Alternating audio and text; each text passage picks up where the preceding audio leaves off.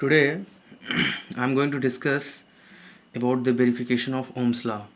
आपने देखा था मैंने पिछले वीडियो में अपने आपको ओम्स लॉ के बारे में बताया था। तो उसके बाद मैंने सिंबल्स के बारे में, जो डायग्राम्स होते हैं सर्किट्स बनाने में, मैंने उसके बारे में आपको बताया। आज मैं आपको जो ओम्स लॉ बताया था मैं उसी को वेरीफाई करूँगा। सो आप जानते हैं, since we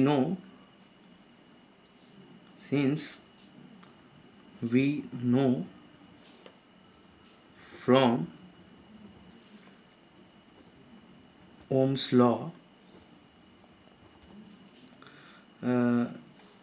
that V equal to क्या होता है I into R। V equal to क्या होता है IR। So from here I can say V upon I is equals to R and this R is what? Constant. As per Ohm's law this is constant. Ohm's law के हिसाब से क्या होता है कि ये V is directly proportional to I होता है, तो हम इसी कांस्टेंट का गुणा करते हैं। तो मतलब potential difference upon electric current is equal to resistance of the wire, resistance of the conducting wire. So अब हमें इसी को वेरीफाई, मतलब ओम्स लॉ क्या है? ओम्स लॉ ये कहता है कि किसी भी सर्किट में हमेशा इलेक्ट्रिक पोटेंशियल का और करंट का रेशियो क्या होता है? कांस्टेंट होता है, and that constant is what? The resistance of the wire. तो हमें यही प्रूव करना है, चाहे हम करंट को कुछ भी करें, करंट की वैल्यू कुछ भी करें और वोल्टेज की वैल्यू कुछ भी करें, लेकिन दोनों का रेशियो हमेशा एक फिक्स नंबर आएगा, that is the resistance of the wire. हम देखते हैं, सबसे पहले देखिए हम सर्किट बनाएंगे। We are going to verify the Ohm's law, that's why I am just going to first and foremost पहले हम सर्किट देंगे। And circuit is just like there is a battery,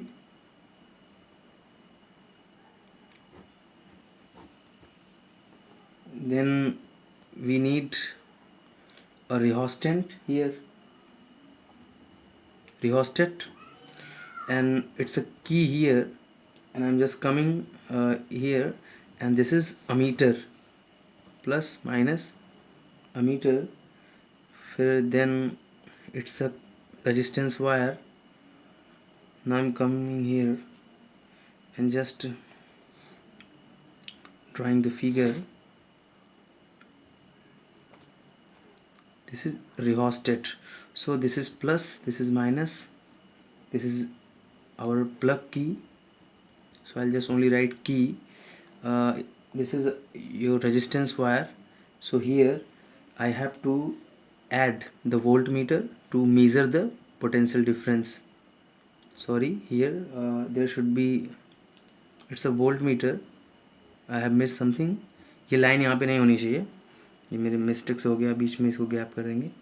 so this is plus sign, this is minus sign, so the current is flowing in this direction. तो current ऐसे होते हुए जाएगी volt meter के तार से। यहाँ पे अब देखिए ये आपकी बैटरी है, this is battery, this is ammeter. Ammeter हमने क्यों लगाया? क्योंकि अभी हम करंट की वैल्यू चेंज करेंगे, क्योंकि करंट और वोल्टेज, हमें दोनों इलेक्ट्रिक करंट और वोल्टेज दोनों की वैल्यू चेंज करना है। तो उसका मैग्नीट्यूड पता करने के लिए हमें क्या, वोल्ट मीटर लगाना पड़ेगा वोल्टेज के लिए और अमीटर लगाना पड़ेगा इलेक्ट्रिक करंट के लिए, इसलिए मैंने लगाया है। और ये आपका रिहोस्टेट है, दिस इज रिहोस्टेट। रिहोस्टेट क्या करेगा? करंट की वैल्यू चेंज करेगा। जब करंट, क्योंकि हमें अलग अलग वैल्यू पे चेक करना है तो करंट हमें चेंज करना पड़ेगा। तो यहाँ पे हम करंट ही चेंज कर सकते हैं, तो वोल्टेज अपने आप ऐसा चेंज होगा कि, अब देखिए ये क्या है? रेजिस्टेंस वायर है, दिस इज रेजिस्टेंस वायर। तो ओम्स लॉ के हिसाब से I will just take a table, हम एक टेबल बनाएंगे और उस पर अलग अलग वैल्यूज़ पे हम चेक करेंगे। So first and foremost it's V, this is for I, so this is serial number and we are going to take some values here, 3-4 values. So this is the value of V, this is the value of I, this is V, R equal to V upon I। तो जब हम देखिए, मान लीजिए अब current flow कर रहे हैं, हमने बैटरी जोड़ दिया सर्किट में, तो हम देखेंगे कि अगर हम करंट की वैल्यू, अगर हम करंट को कर दें मान लीजिए 2 ampere, if the current is 2 ampere. दो करंट मतलब हमने एमीटर से मेज़र किया कि इसमें करंट जो फ्लो हो रही है वो 2 एम्पियर है। तो वोल्टेज मान लीजिए हमने देखा, तो वोल्टेज मान लीजिए वोल्ट मीटर जो है यहाँ पे वोल्टेज क्या बता रहा है, इस दोनों एंड्स के बीच का जो इलेक्ट्रिक पोटेंशियल डिफरेंस है वो मान लीजिए आ गया आपका 4 वोल्ट आ गया। मान लीजिए 4 वोल्ट आ गया, तो आर की वैल्यू क्या हो जाएगी, वी अपॉन आई होता है तो 4/2 दैट इज़ 2, और रेजिस्टेंस का क्या होता है ओम, 2 ओम आ गया। तो ये हमने पहला डेटा निकाला। उसके बाद फिर हम करंट रिओस्टेट से करंट चेंज करते हैं, फिर हम देखते हैं मीटर हमारा जो है करंट की वैल्यू बताता है। दूसरे वाले में करंट की वैल्यू मान लीजिए 4 हो गया, 4 एम्पियर करंट फ्लो हो रही है। तो हमने देखा वोल्ट मीटर, जब हमने रिओस्टेट से करंट का अमाउंट चेंज किया उसके बाद हमने मीटर में देखा कि 4 एम्पियर करंट बता रहा है। तो फिर हमने देखा वोल्ट मीटर जो है, वोल्ट मीटर का जो निडल है वो हमें बता रहा है कि वोल्टेज 8 वोल्ट हो गया, 8 वोल्ट। तो आर की वैल्यू क्या हो जाएगी, 8/4 इज इक्वल टू 2 ओम। मतलब ये मैं आपको एक डेटा समझा रहा हूँ। हम जब नापेंगे, अगर हमारे पास वास्तव में अमीटर और वोल्ट मीटर हो तो हम ये पाएंगे कि हम करंट की वैल्यू चाहे कुछ भी रिओस्टेट की मदद से चेंज करें तो करंट की वैल्यू जो भी होगी तो अपने आप वोल्टेज ऐसे बदलेगा कि दोनों का रेशियो जब निकालेंगे तो हमेशा 2 ओम या कोई भी जो भी वैल्यू रहेगी रेजिस्टेंस की वही बार बार आएगा। अब ऐसे यहाँ पे भी तब भी 2 ओम आया। आप तीसरे में देखेंगे तो हमने फिर से रिओस्टेट से करंट का अमाउंट चेंज किया, बढ़ाया घटाया, तो हमने देखा अमीटर जो है मान लीजिए अगली बार जो है अमीटर आपको बताता है 1 एम्पियर, हमने घटा दिया मान लीजिए 1 एम्पियर। तो मैंने देखा वोल्ट मीटर जो यहाँ पे बता रहा है इन दोनों पॉइंट के इंड के बीच का और रेजिस्टेंस वायर के दोनों इंड के बीच का electric potential difference, so that is 2 ohm, 2 volt. तो आर निकल टू क्या हो जाएगा, 2/1 दैट इज़ 2। तो वंस अगेन हमने देखा 2 ओम ही आ रहा है। तो ऐसे चौथी बार अगर चौथा डेटा मान लीजिए हमने देखा कि ये करंट हमने बदला रिओस्टेट से 6 एम्पियर हो गया, तो मैंने देखा यहाँ पे ये 12 वोल्ट हो जा रहा है। तो हम फिर आर की वैल्यू निकालेंगे तो 12/6 होगा दैट इज़ 2 ओम। तो हमने देखा अब इसी को अगर हम प्लाट करें ग्राफ, क्या करें ग्राफ प्लॉट करें, सो ऐसे कर किया जा सकता है। सो ग्राफ में ये एक्स एक्सिस है, ये वाई एक्सिस है। तो यहाँ पे आई को हम चेंज करें, आई के हिसाब से कौन वी चेंज हो रहा है, तो यहाँ पे इस पर हम आई को शो करेंगे और इस पर हम वोल्टेज को शो करेंगे। तो हम देखेंगे करंट कितना हो रहा है।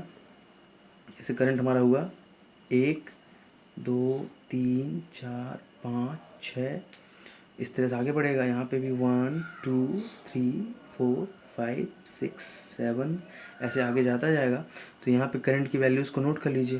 तो ये हो जाएगा आपका मान लीजिए 1 ampere 2 ampere 3 ampere 4 ampere 5 ampere 6 ampere ऐसे सो ऑन जाता रहेगा। यहाँ पे मान लीजिए जो है 1 2 3 4 5 6 7 आगे ऐसे 8 जाता जाएगा, 8 9, ये सब वोल्ट में। तो हमने देखा जब 1 एम्पियर जब हमारा करंट था तो कितना हुआ 2, तो यहाँ पे 1 तो यहाँ पे दिस इज़ 2। तो हम देखेंगे ये आपका ये पॉइंट मिल गया जो कि 1,2 मिल गया। ऐसे फिर हमने देखा 2 जब है, जब 2 एम्पियर का वोल्टेज है कितना 4 हो गया, तो 2 के हिसाब से कहाँ जा रहा है, ए इट्स कमिंग हियर, तो इस डायरेक्शन हमें यहाँ पे कहीं मिलेगा। तो हम जब इसका सारा पॉइंट प्लॉट करेंगे तो हम देखेंगे ना ये एक स्ट्रेट लाइन में जाएगा, we will get a straight line. तो स्ट्रेट लाइन का मतलब क्या है, कांस्टेंट। स्ट्रेट लाइन मिलने का मतलब क्या है, वेरिएशन जो है कांस्टेंट है, रेजिस्टेंस क्या है कांस्टेंट है। सो हम now we can see that when we change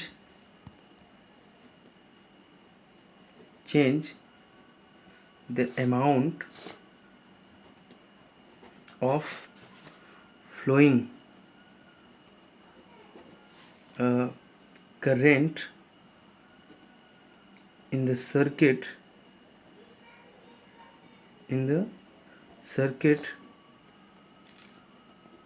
with the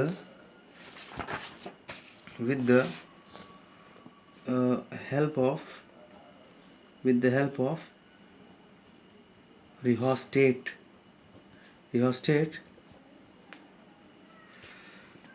then the potential difference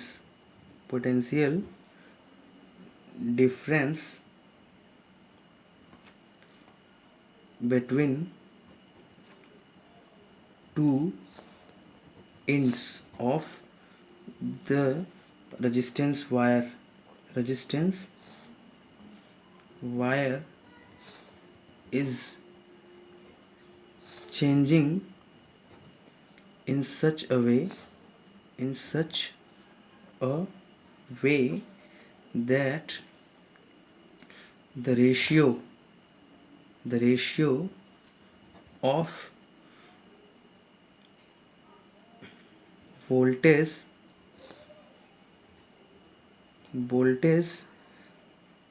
and current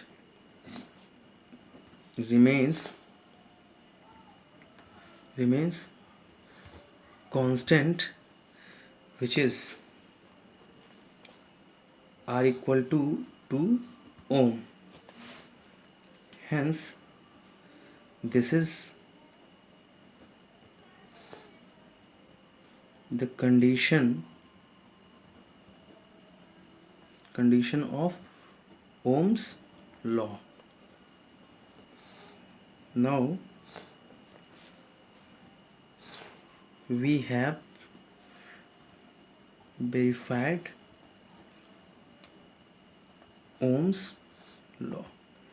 एक और चीज़ है कि जब ओम्स लॉ में मैंने डिफाइन किया था, मैंने आपको कहा था कि ओम्स लॉ क्या है, if the physical condition of any conductor remains unchanged. Physical condition मतलब जैसे टेम्परेचर, लेंथ कंडक्टर का जो वायर है, और क्रॉस सेक्शनल एरिया या type of matter, what kind of matter the conductor is, ये भी मैटर करता है। सो वो अनचेंज होना चाहिए। मतलब टेम्परेचर, अगर अलग अलग टेम्परेचर पे हम ओम्स लॉ को चेक करेंगे तो रेजिस्टेंस बदल सकता है। यहाँ पे जैसे मान लीजिए इसको मैं चेक कर रहा था, तो मान लीजिए जहाँ कहीं पे भी था, मान लीजिए इसको वहाँ का टेम्परेचर 25 डिग्री सेल्सियस था, तो वोल्टेज, जब हम करंट बदल रहे थे तो वोल्टेज इस प्रकार से बदल रहा था कि बार बार 2 ओम आ रहा था। लेकिन अगर हम उसी कमरे का अगर जो टेम्परेचर 30 डिग्री सेल्सियस हो जाए तो ये डिफरेंस आ सकता है रेजिस्टेंस में, 2 की जगह कम या अधिक हो सकता है। तो ये मायने रखता है, ये एक इम्पॉर्टेंट कंडीशन है कि ओम्स लॉ में किसी भी कंडक्टर की जो फिजिकल कंडीशंस हैं, मतलब टेम्परेचर कांस्टेंट होना चाहिए। जिस टेम्परेचर पे चेक हुआ वो टेम्परेचर मायने रखता है। नेचर ऑफ मटेरियल, अब वायर एल्यूमिनियम का है तो उस एल्यूमिनियम के वायर पे आप चेक कर रहे हो, एक बार आप कॉपर वायर पे चेक कर रहे हो, तो दोनों में डिफरेंस आ जाएगा, रेजिस्टेंस बदल सकता है। दोनों पे 2-2 ओम नहीं आएगा, उस पर अलग अलग आ सकता है। एरिया बदलने पे, लेंथ बदलने पे, इन सभी चीज़ों के बदलने पे किसी भी कंडक्टर जो वायर होता है उसके रेजिस्टेंस पे प्रभाव पड़ता है। तो ये एक इम्पॉर्टेंट सेगमेंट रहा। आपको ये भी जानना है कि रेजिस्टेंस क्या है, ओम। जो ये सिंबल ओम का होता है, this is the symbol of ohm, जो ओम नाम के साइंटिस्ट के नाम पे ही बनाया गया। यही रेजिस्टेंस का क्या है, यूनिट है। मतलब ओम में ही मतलब ओम ही लिखा जाता है रेजिस्टेंस को। आप देख सकते हैं कंडक्टर वायर मतलब कोई क्या देखे, जैसे मान लीजिए कोई बल्ब है, ये सब रजिस्टर, जैसे कोई भी चीज़ जो एनर्जी को खर्च करे, खाए, एनर्जी को कंज्यूम करे, इलेक्ट्रिकल एनर्जी को, वो कंडक्टर है। जैसे हमारे पास जो इलेक्ट्रिक बल्ब होते हैं, heater, cooler, television, computer, whatever electrical device which consume the electrical energy is termed as the resistance. तो ये रेजिस्टेंस के बारे में हो गया। तो ओम्स लॉ को वेरीफाई करने का ये मतलब है, क्योंकि ओम्स लॉ यही कहता है कि अगर फिजिकल कंडीशन अनचेंज रहें, स्टेशनरी रहें, तो चाहे करंट आप कुछ भी करिए, वोल्टेज इस प्रकार से बदलेगा कि हमेशा उसका रेशियो सेम आएगा। जैसे यहाँ पे आप देख सकते हैं, ये मैंने टेक्निकली किया है, आपको ऐसा ही करना है। कोई जरूरी नहीं 2-2 ओम ही है, कुछ और भी ले सकते हैं। जैसे मान लीजिए मैंने यहाँ पे 2 एम्पियर लिया, तो अगर ये 8 एम्पियर में कर दूँ तब भी सही रहेगा, क्योंकि 2 और 8 होगा तो 8/2 4 आएगा। तो जब ये 4 होगा तो ये 16 कर दूंगा, ताकि फिर से डिवाइड करें 16/4 तो 4 आए। तो अपने हिसाब से आप कोई भी डेटा ले सकते हैं। लेकिन अगर वास्तव में अगर हम लेबोरेटरी में करें वेरिफिकेशन, तो रियल में आप जब रिहोस्टेट से करंट को चेंज करोगे तो अमीटर में जो बताएगा, तो उसके बाद जो वोल्ट मीटर में वोल्टेज बताएगा, उसका रेशियो निकालेंगे तो हमेशा वो फिक्स ही आएगा, एक फिक्स कांस्टेंट नंबर आएगा, that is resistance of the wire. तो ये एक इम्पॉर्टेंट पार्ट रहा वेरिफिकेशन में। अब हम देखेंगे कि अब हमने जानते हैं कि V इक्वल टू क्या होता है, I/R होता है। देन इफ़ हम रख दें V equal to 1 volt, technical definition बना सकते हैं। एंड आई इक्वल टू रख दीजिए 1 एम्पियर रख दीजिए, any problem? No problem. Then आप देख सकते हैं v इक्वल टू क्या होता है, I into R, V equal to I R, क्या यही ओम्स लॉ है, this is what Ohm's law, मतलब ओम्स लॉ का एक्सप्रेशन है ये। तो ओम्स लॉ क्या हुआ, यहाँ से क्या निकलेगा कि v अपॉन आई क्या होता है, r होता है। तो r इक्वल टू क्या होगा, v अपॉन आई। तो v का वैल्यू क्या है 1 अपॉन 1 इक्वल टू 1, यहाँ पे क्या रखेंगे, ओम रखेंगे। तो r इक्वल टू कितना आ जाएगा 1 ओम। कब आया, जब मैंने वोल्टेज को भी 1 मतलब सॉरी यहाँ पे मिस्टेक हो गया, this is I, this is I. So ये 1 क्या है, इलेक्ट्रिक पोटेंशियल डिफरेंस जो है वो 1 वोल्ट हो और करंट क्या हो 1 एम्पियर हो, तो रेजिस्टेंस क्या आ जाएगा 1 ओम आ गया। तो इसको हम डिफाइन कर सकते हैं, अब ऐसे लिखिए, if hence if the flowing current of any conductor is 1 ampere and potential difference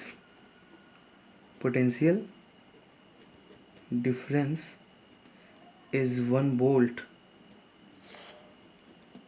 then the resistance of the conductor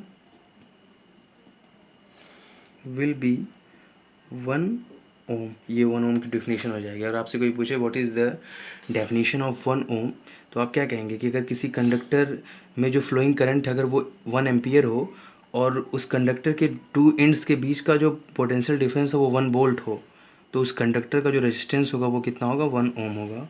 so this is the technical definition arises from the Ohm's law expression, that is V equal to IR. So in this video I am finishing my video here on please। तो अगर आपको मेरा video अच्छा लगता है तो please इसको, अगर आपने चैनल को सब्सक्राइब नहीं किया तो आप सब्सक्राइब कर लीजिए और मेरे वीडियो को लाइक करिए अगर आपको कुछ भी इससे सीखने को मिलता है, और इसको ज़्यादा से ज़्यादा शेयर करिए और बेल आइकन पे क्लिक कर लीजिए ताकि मेरी वीडियो की नोटिफिकेशन आप तक जाए। और अगर आपको कोई प्रॉब्लम आती है तो आप कमेंट सेक्शन में बता सकते हैं। And please promote my channel जागरूकता क्लासेस। Thank you.